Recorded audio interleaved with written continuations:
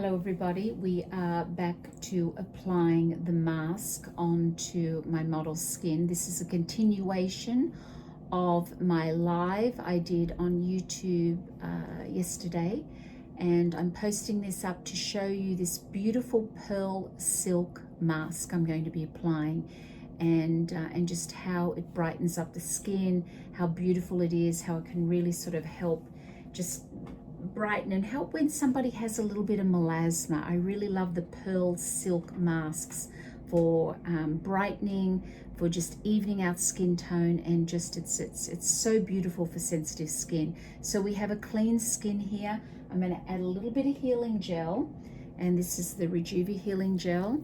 It's basically just aloe vera, mostly aloe vera. We're just putting a little bit around here. I'm going to be laying some of the cotton around the outer perimeter of the face, and just around the eyes a little bit, where we're going to be putting gauze, because these masks, once you mix them, they become a little runny. Now the gauze that I'm using is a 4x4 gauze, and once you open that 4x4 gauze out, you've got a whole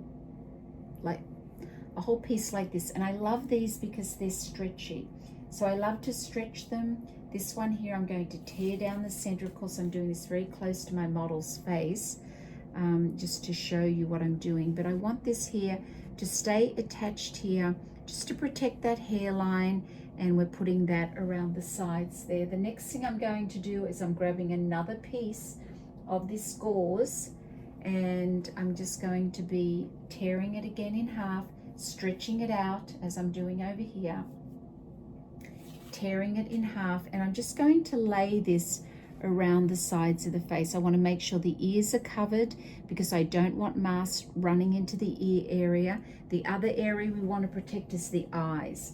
And now we've got these little, the gauze again.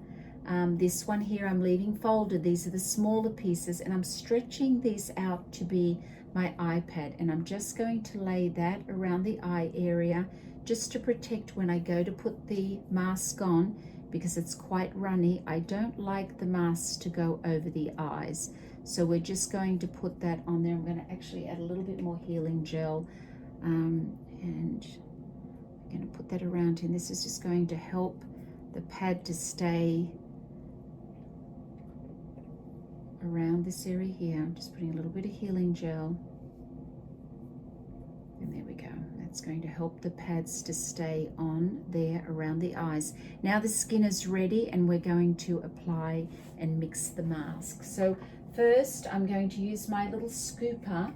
The mask I'm using today is the Rejuvi Pearl Silk Mask, and I really love this mask. It does have a little bit of lavender in it, so you can see the little bits of lavender in there, these little dark spots. That's the lavender inside there.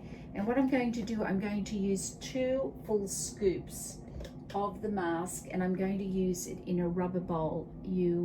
It's important to use a rubber bowl because you want it to be able to really help you get it on the skin, and I'll show you in a moment why the rubber bowl's so wonderful. So I don't like the really big rubber bowls, but this smaller rubber bowl for me is perfect. I'm going to use 2 full scoops of the mask here now, and I'm just going to add a little extra. There we go. And now the next thing I'm doing is I'm adding some water. Now I like to use bottled water.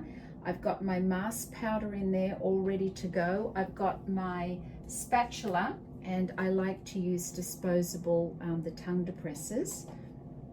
And now I've got a water that is a drinking water, and I'm going to be adding my drinking water to my mask. So for every scoop, I like to double it and add just a little bit extra. So so I'm putting in a little extra here. For my 2 full scoops of mask, I've added about 5 scoops of the water. So here we are. Now it's time to mix it, and this is it takes a little while to mix, about 30 seconds to mix it really nice. I'm just going to stand up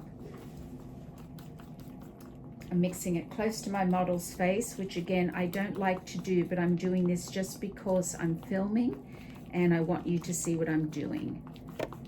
But normally I would not be mixing it right here beside my client's face.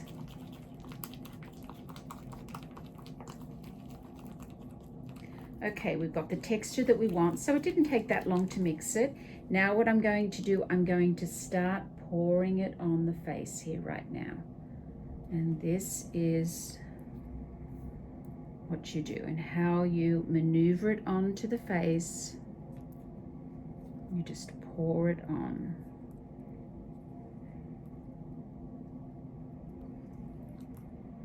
Pour it onto the nose area, and we're going to go right down this side over here, like this.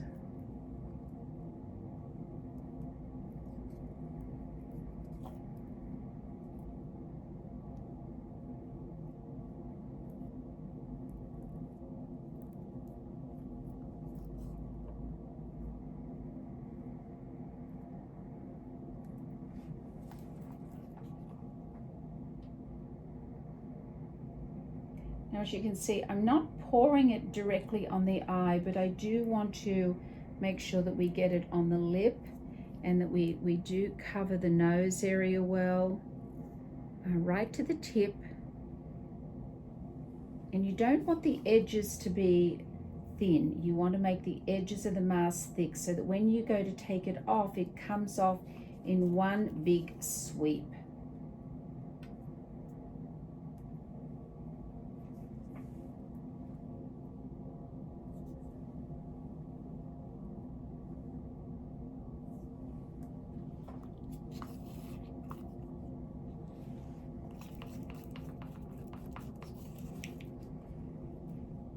Now, when you use these types of masks, if your client feels it running down onto their neck, it's uncomfortable for them. It's like slow torture. So you want to make sure that you're really mindful of where the mask is on the face, and if it's running anywhere, you want to make sure you keep those eyes covered. I like to lift up sometimes the edges of the eye pads, and I'll show you shortly how to do that. I'm putting it and covering this lip area really well. And we don't want any thin edges. We want to keep the edges thick.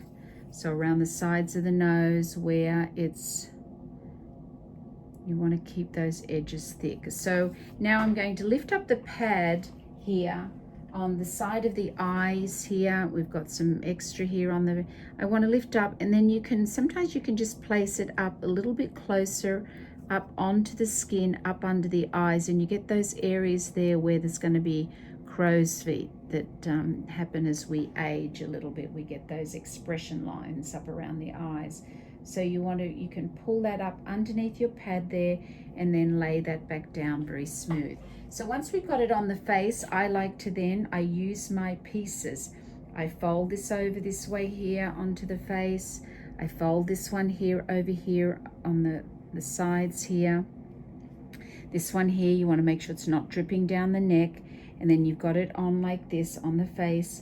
The next thing I do, I'm going to tear more gauze and place it on the face. So again, this is that stretchy 4x4 gauze.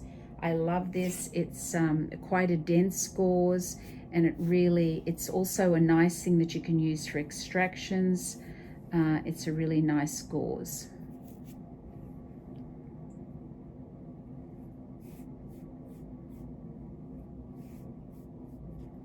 And then what I'm going to do, I'm going to take the smaller pieces of gauze that I've used around as an iPad, which are just the very small ones, open it up here like this, stretch it out like I did the other one, and I'm going to fold this over like this, and this is what's going to be going around the mouth area like this. And now we've covered the face. And then once you've got your gauze on, now you can mold the mask to the skin, which is really lovely to do that because you want to sort of really mold it in and get it into the skin there. It's going to be really lovely to do that. So mold it just around the nose, cheeks. You can do a little pressure point work here, but just mold it in here.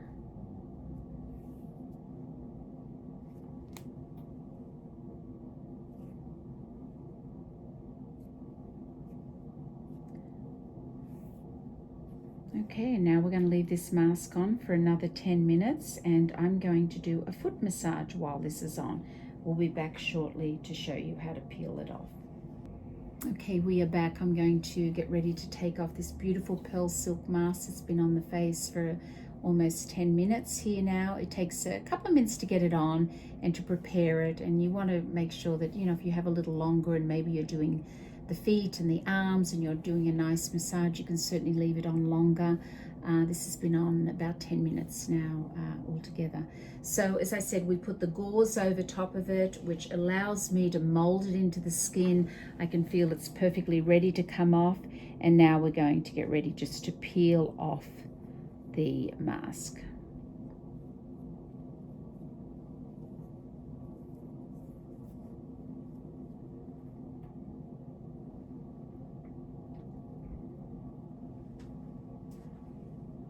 Okay, there we have the mask peeled off. Now you can see there's not much left on the skin because you don't want to be wiping over the skin with water. You want to leave the skin. Look how gorgeous it looks. It's so pretty, so healthy. It's got rid of a lot of the redness there that we had. And sometimes I might get a little bit in the eyebrows, a little bit around the sides of the nose there. Sometimes I might get a little bit around the hairline, the bits of the mask, but this has done a beautifully clean job of removing everything there. There's nothing left, and we are ready to put on our serums. Now, what I'm going to put on, remember this was a boosting facial. We're in the cooler months. We want to do something brightening, and what we're going to do is I'm going to put on a little bit of the brightening toner now. I'm going to spritz that into my hand, and then I'm going to be actually applying it to the skin. Now you can spritz it onto cotton, or you can put it, you know, spritz it on the face. It's a retailer home care product. Sorry, my little spray is not working very well at the moment here, so I'm just going to pour some of it into my hand, and I'm going to be just patting that into the skin. This brightening toner is a hydrating toner that has a lot of vitamin C in it, and it is a brightening toner. It's just a beautiful toner. I'm not usually a toner fan. I don't use toners a lot. You know, sometimes I might use it after extractions, but this one here has a special purpose, and it's brightening, and I love things that are going to be brightening, and anything that can feed and nurture the skin is what we want to be doing. So this one here is, again, it's just that beautiful toner that's going to help to feed and nurture the skin and protect it, because vitamin C does protect your skin from the sun. It does have an element of that, which is lovely. Vitamin C is an antioxidant, and it fights free radicals, which is why it's such a huge, wonderful, you know, whether it be in a serum, in this case it's a toner, but it's just such a wonderful product to use in the AM. It's going to really help your skin when you go outside in the elements. So now we have the whitening toner on there right now, which is a brightening toner, and it certainly lightens up some of these little dark spots around the face in really helping disperse some of that sun damage and those little freckles and areas here where she's had a little bit more of the melasma because of her driving. So now we're going to put on a little bit of the eye gel. I'm going to put it again in a complete circle around the eyes. We've worked with this in her facial treatment as well.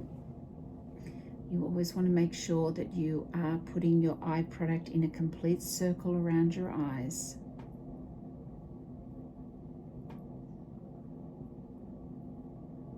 There we go. And the next product we're going to be putting on the skin is going to be the Y cream. Now I love this moisturizer. It's a really nice moisturizer. It's a light moisturizer. It's nice for a skin that tends to get sometimes a little oily combination skin. It's just a beautiful moisturizer, and I really, really love this. It's not comedogenic, so we're not clogging pores, but you know, an oily skin still needs that protection and it needs healing, and the light moisturizer is a really nice moisturizer for an oily skin.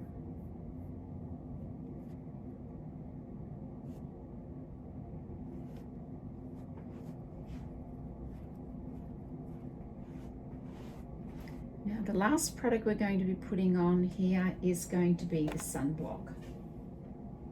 And I'm going to use the Rejuvi Tinted SPF here, SPF 40, and we're going to use that product. Looks like this. Mix it into my hands and we're going to be applying it. Now the areas that you want to make sure that you're really paying attention to when you put on your sunblock is this area where you can see she's getting extra sun, which is down in this lower area here that we talked about in our previous video. So it's important that I'm going to put more on my hand.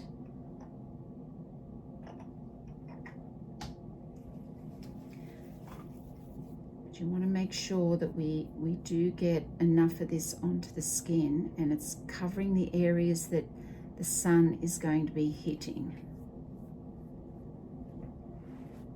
So I'm putting a second coat down here in this area where we know she's been getting some sun.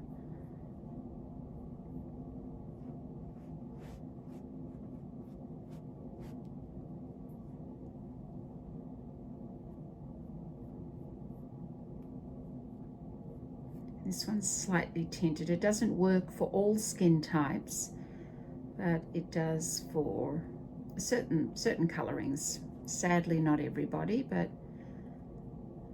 sunblocks are such a personal thing, and it's nice when you can find a sunblock that really works with your skin color and doesn't make your skin look sallow or gray looking. A lot of the cast of the sunblocks themselves, they make the skin look so gray and they're just not pretty.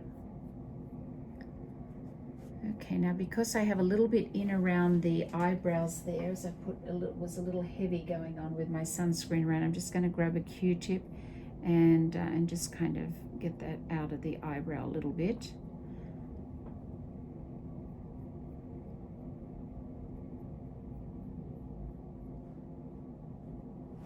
Okay, now we've done that, so sunblock is on, and I will actually put a little bit of lip gloss on my model today, on her lip area as well, which is just a lip mask I'm putting on here, and it's just going to keep her lips nice and hydrated. There we go. So we are all done with our treatment. That is the mask. We've done the pearl silk. We have done today that boosting facial on my model, and I think my model for coming here, being my model today, her skin looks amazing and beautiful. We've got the sunblock on. When you're putting on your sunblock, you do want to make sure you're putting it up here and you're sort of covering this area here. You're doing well around your eyes, but we did a really beautiful job here, and she's got 2 good coats of sunblock on those areas down there too. So thank you for being here, everybody, and we'll be back.